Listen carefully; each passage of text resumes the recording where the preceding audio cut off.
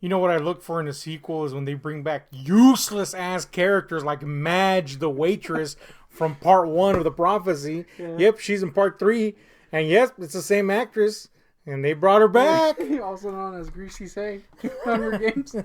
Oh man, so look, man, we've spoken many times here on the channel and the other channel, $10 Slimer, plug that in, about the curse of the threequel. The third installment in a lot of series tends to stink up to high heaven. Yeah. Very apropos because this one stinks while it's a movie about heavenly things. And Bushi! It's not even Bushi, it's Bushi. This is a movie, right? Yeah, we look. We didn't say anything throughout the whole movie. I was taking it in, dude. I was biting my satanic tongue because this is baby. Look, I'll give it some credit. I'll give it some praise. Mm-hmm. I like what they did with Gabriel. Yeah, that's the saving grace in the movie. That's it. He's great. Mm-hmm. You know, His wig sucks, though. His wig game is not on fleek, though. That shit is... Damn, homie, he's got the bad wig. He's got a serious case of the bad wig. But yeah, I'll give it praise for that. Other than that, though, stinky! It's a big stinker, dude. It's a log of a movie. You know how the first one was a little slow and it took its time to do stuff. This one tries to go back to that style, except it's because they have nothing to fill in the time. And you're just like, whoa! This is like a 90-minute chase sequence, and it sucks. Yeah. It's like you couldn't even come up with inventive ways to chase someone. Come on, man. It's literally just people running at times. Oh, wait, got tired of the running? Now they're driving. Oh, wait, got tired of driving? Let's break for Madge. Oh, that Madge break was pretty great. Yeah, Madge sequence. I popped 10 out of 10 right there. Sadly did pop for Madge because that was the most exciting thing in this movie. Oh, man, it's stinky, dude. So, last we left... Christopher Walken's Gabriel, he had been condemned to a life of a human being. That alone is enough grounds for something interesting. And as you say, that's really the only interesting thing in this movie. And you could tell that this could have been a cool, great movie, as far as the series goes anyway, had they focused on that a lot more and had the humans play second fiddle. Alas, the humans play like top fiddle in this, and they fucking suck at the fiddle, dude. Yeah. They're bad. This is a bad analogy, but you know what I'm getting at. It's better in the movie. You wouldn't want to bet a fiddle of gold against them. Nah, hell no. You lose your soul for damn sure. You just think I'm better than you? Oh, man. Chickens in the red pan picking out dough. Chickens in the red pan picking out dough. Look here, man. Since it's been at least over 15 years, at least in terms of the timeline of the movie, since part 2. The child, which last we saw, the child of the main character in the first one, which was a Nephilim, a hybrid. I'm sorry, yeah, the second one, a hybrid between man and angel, was like what? Maybe like, what did they say at the end of part 3? Like 3 years old, 5 years old, something like that. 5 years old. Yeah, it was 5. Yeah, he was like 5 years old last time we saw him. So he's about, I don't know. Maybe if they said in the movie, I didn't catch it. He's about 18 in this one. And last we saw him, he was very Asian. And now he's like a white guy. Oh my God, you're right. Yeah. I mean, his dad was an Asian-looking angel. He was hardcore Asian. So, keeping with the prophecy tradition, the main character from the last one dies at the beginning of this movie. Yeah. They did get someone that looks a lot like Jennifer Beals, so that's a thing. Yeah, for a second. So, cool. So they got rid of that. So, that's already troubling. And that usually is indicative of something. Now they conquered that in part 2, but in this one, you're like, man, I would have stuck with a grody wig and somebody that was better than these characters, because we're stuck with this guy, this grown up version of this kid character that was very well set up in the second one, and here he's just like, first of all, bad actor. Yeah. Second of all, about as interesting as cardboard. Yeah, no shit. I was waiting for. It was kind of like a Venom situation where I was waiting for him to have a character. Yeah. And it never happened. I mean, the idea is similar to Gabriel in a sense, in that he's waiting for proof of something to give him belief in God. In his case, in the case of Gabriel's story arc, he's waiting to see the big picture that they try to do that probably, but the screenwriting's so clumsy that it's just a boring guy. It's just a boring, lame guy that you don't like, and you never get to like, really. You're just kind of like, he's a guy I'm seeing being chased. What is sorely missed is an antagonist that works. Here we have the great, the larger villain, the villain that should have had more screen time is Puriel, the Angel of Genocide. Ridiculous as that sounds. In the absence of Gabriel, the rebellious angels have taken, or have come under the wing, if you will, like that. Chicken wing in this case. Wings. Because it's stinky like ass poultry. Anyway. What the hell's ass poultry? And the stinky is the poultry, obviously. That's a good point. They've come under the wing of this Puriel, who has no interest in letting humans live as long as angels abide in heaven. He's more like, let's just kill everyone. And these rebellious angels are like, cool, dude. So that's a thing. You know. Theoretically, it could have been interesting, but you hardly ever see this cat. Yeah. When you do see him, he looks like a young, gay Aussie. Look, I don't want to... I didn't want to say it throughout the movie. Mm-hmm. But every single time he was on screen, I did let out a couple fat gays because I couldn't even hold it. But every time he was on screen, I was like, man, this guy looks hella corny. Yeah, it's like that kid that's an edgelord. Yeah. How he, if you're in high school, that kid, how he wishes he looked. That's how this guy looks. Alas, because that kid is an edgelord, he looks like Feast. It's just shitty, dude. It's a shitty fucking character that's hardly ever there. And when he is there, he's an absolute cake. And by that, I mean, he's a big turd. Yeah, he you know sucks, what I'm saying? Dude. He's so sucky. And then he has this like battle with our main character, which, as aforementioned, is cardboard. And all, they're like ninjas all of a sudden. It's terrible. But anyway, he's also got a serious case of the low heart. That's a whole nother story. But yeah, but the bulk of the movie, we're following this other angel called Zophiel, who is, supposed to be like this, character with shady motives, by sheer definition of what kind of angel he is. He's an angel whose alliance is not known, although it's very clearly stated at the beginning whose side he's on. He's the bad guy. They still play that up around other characters, and there's nothing about this guy that says I'm a good guy. So why anybody ever believes him is ridiculous. But on top of that, this guy has absolutely no presence. Yeah. He has no personality. I want to give a little bit of credit and then quickly snatch it back. All right. The dude is trying. Yeah, but he's also failing miserably. Hard, dude. The homie sucks ass. So you're like, dude, this guy is literal wet feces. Walken and company and the other ones made the angels work. Lines that could sound ridiculous in other mouths they made function. This guy, not a single line catches. It's like he has no confidence in what he's saying. Yeah, or sometimes he comes off as overconfident, but still somehow completely lacking confidence as an actor. Yeah. So it's just a recipe for lame. This guy is a stinker, man. He has no presence like Walken did as Gabriel, or any of the other angels did in the other movies. He's just a guy that you're stuck with, and he's part of that chase, an interminable chase that this movie becomes. So he's after the main character, which again sucks. And in the mix of this, we have Gabriel returning here now, a human who has kind of learned to live with his the lot dealt in his life, and he's waiting for that moment where God's plan clicks in. Like you said, that's the only thing in this movie that works, and it's something that they had access to Walken. He's in a lot of the movie. Yeah. But they made very little use of his state. Yeah, it's weird. Like, he is in it a lot, but they don't have him say much. Yeah. Like, mind you, I like this scene, but there's like a scene where he's just in a car playing his freaking trumpet. Mm-hmm. And you're like, you could have used that scene, though I found it very amusing for some ass reason. Could have used that scene to give him like something else to say. Yeah. it's kind of weird. Like he's just kind of floating from scene to scene, but he works as a character. Yeah. And it's not even something that you could throw at the script being good.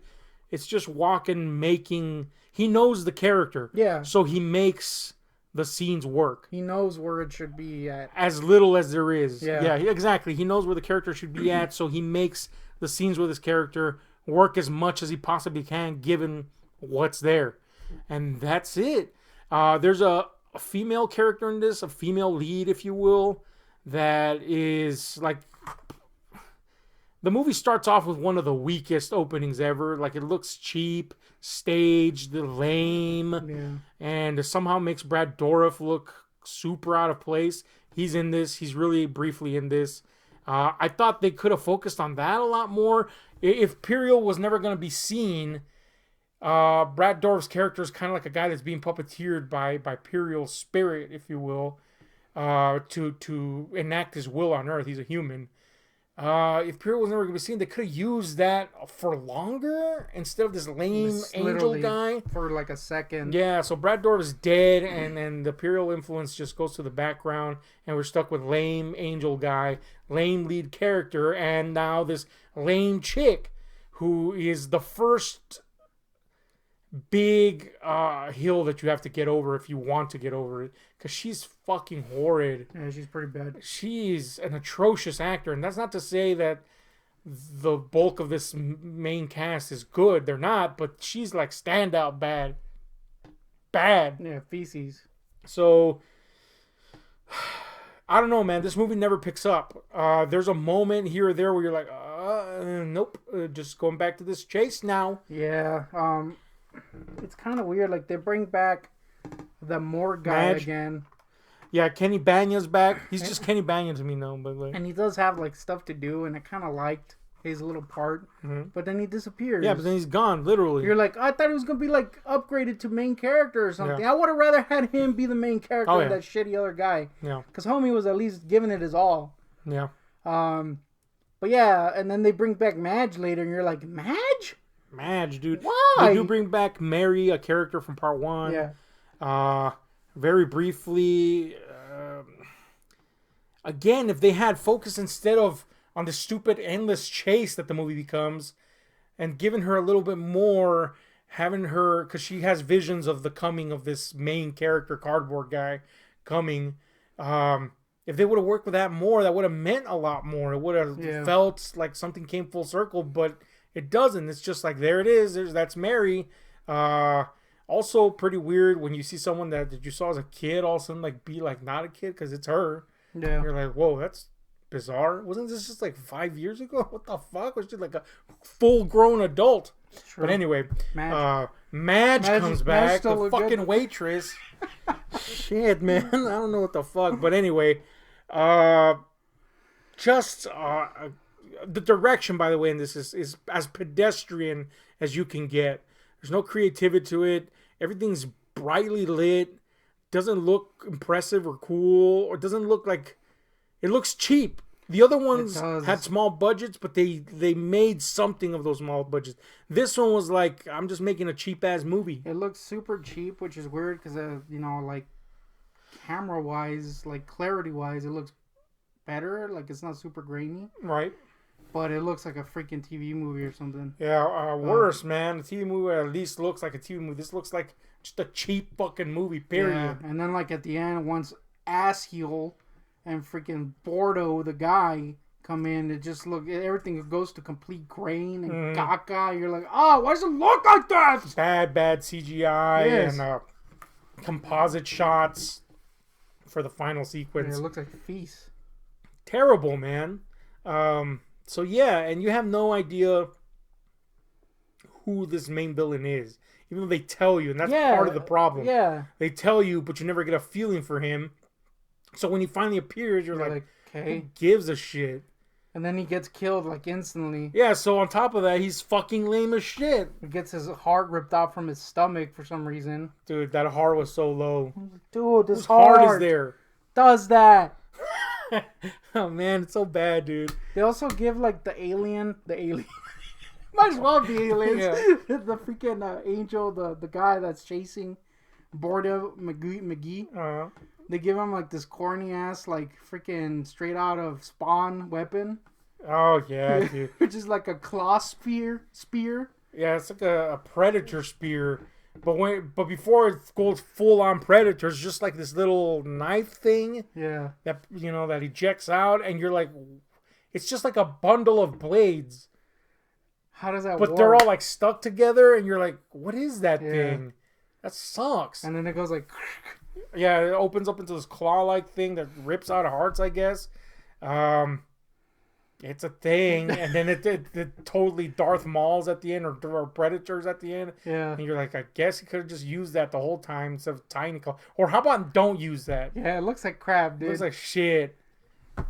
Man, that's stinky, dude. Yeah, I gotta say, like all that the second one did in making the world feel big and stuff happening and populating the world with these beings that you're like, hell yeah.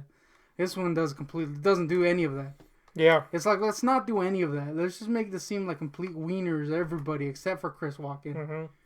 And you're right. It completely steals the idea of scope out of it. Yes. Like you don't like in part 1 and 2, even though you never really see many of them, you feel that there's something going on in the world. That you're just seeing the top dogs because it's a movie. You're seeing the top dogs, but there's stuff going on in their world. Yeah. In this motherfucker, you're like seeing everything somehow.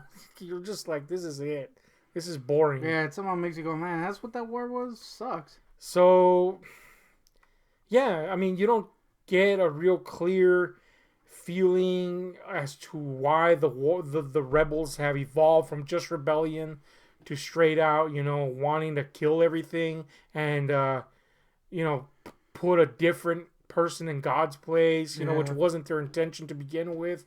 You don't get a feeling as to why that changed, other than Gabriel was gone, I guess. You don't get why they encounter Gabriel, but they never kill him. There's a throwaway line here or there about how they pity his position and how that's more of a punishment, but at the same time, like, I mean, he's helping the people that you're trying to kill. Just kill them already.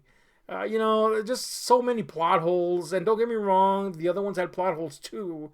But these become egregiously bad when you're bored because that's all you can focus on. Yeah. Like, that sucks. That's the biggest thing is that there's nothing exciting in this movie. It tries to be exciting by making the whole thing a chase. Yeah, a chase, but dude. You're just like, this chase is literal ass cancer, and I want to die. When you look, I realize maybe they didn't have enough money to pay Brad Dourif to stick around, but the concept of that character and the idea could have been something. At least keep him around for fucking like 10 more minutes or something. Anything to cut the chase portion of the movie. It's like the part in Aquaman where they go on that fucking globe-trotting part, and you're like, damn, why does this feel forever? It's that, only like somehow longer feeling. On top of that, Echo Bridge released this on Blu-ray, so had audio problems, and it's kind of like a thing that if you're a cinephile or a collector of stuff, it kind of gets your goat a little bit. But I was kind of like, fuck it, dude. As long as I don't have to hear this shit. Usually you stop all things and try to fix it, and this one you're like, stanky. Yeah, I was just like trying to get it over with. It's a fucking movie we experienced, man. Yeah, it's impressively cheap. Oh yeah, just one last thing that I have to say. Mm-hmm. Other than this is caca. is that in the previous two there was this kind of like in the background score, and this one it sucks my crotch off. Like there's a bunch. It's basically the same, except they add these little like moments here. Like, what is this like jungle trekking shit throughout? And it pissed me off, dude. And it sounds so cheap. The reason the score is so pervasive in this is because there's nothing happening. There's just literally like endless shots of people driving vehicles and or running. So you gotta fill that up with something, right? Cute. Like, what is this jungle shit? So, man, this is it's funny because as much as I love the first two, I told you before we watched this last week, started watching this, that I hardly remember part 3. Now I know why, because this fucking thing is abysmal, man. It's fucking a literal feast, man. What is... You can't go on about something that doesn't really have anything in it. So yeah, there's literally nothing to this movie. let's just rate this turd. Any last thoughts? Go ahead, man. You first. I think the basic skeleton is kind of a good idea, Mm-hmm. but they clearly didn't know how to fill it out. Yeah. So that inkling of a good idea is just thrown to the wayside. Freaking Chris Walken's good, just because it's Chris Walken. His wig is bad though. Yeah. That wig was freaking I like how it looked, but that homie's seam was very visible. like, dude, I can see the seam. Oh man. So not only does the entire movie look like cheap ass, but then you see the seam and you're like, dude, the seams are showing. And he always has the wig. Dude, the seams. But anyway, he's the only good thing. Everything else is ass, dude. And I thought it was just me, because I remember you saying this was pretty decent. And, back in the day. Mm-hmm. And so I was kind of like, man, we're going to have to Contend, be like, gladiate. yeah, it's all right? Why would you pretend? You just gotta say what it is. Oh, really? This was a stinky one, dude. That's so. What's your rating, man? Freaking. I can't give something that Chris Walken is in, and is trying and knows the character, a 0. Uh-huh. So I'm gonna give it a 1.5 because Chris Walken's good. I'm gonna... And Madge. Oh, Madge. Don't forget about Yeah. the epic Madge cameo. Madge, dude! Yeah, Why Madge. did they think bringing back a waitress character, a throwaway waitress character, was gonna be cool? I don't know, dude, but those Madge fans were like, hell yeah. Yeah, popping for Madge. Anyway, I can, dude. This is a fucking 0. Oh, this is a shit. fucking 0. 0! Chris, though. Chris is doing... Here's the thing. This is why I can't even give a 0.5. He's doing the best he can with what he's given. He knows his character, but what he's given is not enough to justify watching the movie. That's the problem. Yeah, you don't want to that's watch true. the movie even though Chris is in it. True. And when you don't want to watch it, look, I'll watch Communion any day of the week. It's a fucking shitty movie, but it's worth it because Chris Walken dances in it and, gets probed. So totally worth it. But this fucking piece of shit's not worth watching for Chris. And that's bad. Yeah. It's bad. And I hate that it ruined a great setup from part 2. I hate that, the continuity really stinks in it. And, it's just a cheap piece of shit that's like an extended sequence smeared over minutes and minutes and minutes that seem like hours. It's turds, man. It's turds. The good thing is that part 2 can be a conclusion if you want it to be. So you can just ignore it. I gotta give it at least a 0.5. Because it's Chris, dude. Although it's heartbreaking. I can't. It's like seeing your little dumb kid falling when he's playing baseball. That's what people do, right? See their dumb kids fall and then they go, oh man, my heart's breaking. My dumb kid fell. That's basically this. I want to do it 1.5. I gotta stick to 0, man. But anyway, tell us what you think about this movie, or don't, because you're better off not watching it. Yeah, don't watch it, dude. It's fucking feast, man. It's caca. So here's the thing about this fucking DVD. It's Echo Bridge, so it's ass. Or Blu-ray, I should say. I'm really surprised that the other Blu-ray, which was also Echo Bridge, didn't. Because, they've released this in several versions. There's a single release. There's the one that's in a 4-pack for some reason, and there's a 5-pack version, and just like rampant complaints from people at how shitty the quality is, audio or video going out. So I'm glad that the first 2 didn't have that, but I didn't even give a shit that this one did. You know what I'm saying? I can only imagine how the DVD copies that I have, they have like all 3 of them. Yeah, all 3 of them, and then like 2 other movies or some shit like that on one disc. I wonder how bad that is. Yeesh. Anyway, this is a movie that we saw and now hate ourselves for. Yeah. We could have watched Lurking Fear, dude. That's not very good either. But it's I way better guarantee than you this. it's better than that. So tell us what you think about this movie if you saw it. If you have good memories of it, then I recommend watching it again just so that you could punish yourself into remembering that it actually stinks. Anyway, we're out, guys. Hit like, share, subscribe, and the notification button because we're out. Stinky.